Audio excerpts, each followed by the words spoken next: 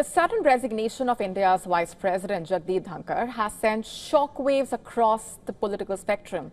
The speculation on why he resigned and who will be India's next Vice President peaking in India's power corridors. In fact, leading the attack on the centre, the leader of opposition in the upper house and the Congress party chief Mallikarjun Kharge raised serious questions on the reasons behind Dhankar's resignation. Listen to this. Government should answer why he resigned. What's the mystery behind his resignation? It seems like something is not right.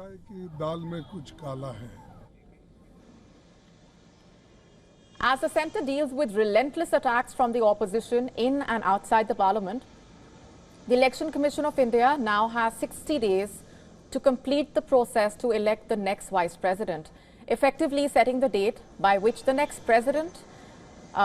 Vice President must be elected to September 19. Will India's next Vice President be a BJP candidate or will it be someone from the alliance? There are several names doing the rounds, including members from opposition parties as well. But as in the past, the BJP-led NDA is expected to be pulling off a surprise. In a constitutional body, Modi ji forces to others to resign. Otherwise, impeachment motion will be brought. Because they are having some majority, that is the reason they are saying it. Now, it is being hard. It is being also hard that now Rajnath Singh would be sidelined. He would be made Vice President. It is hard. Everything is on air.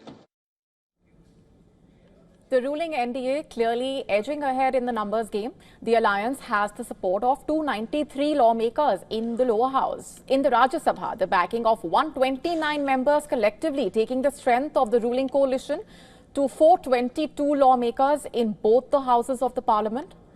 That's 28 seats, more than what it needs to get the leader of its choice elected. So any candidate supported by the NDA is likely to secure the position of Vice President, but the BJP requires a consensus candidate that all the alliance members agree on.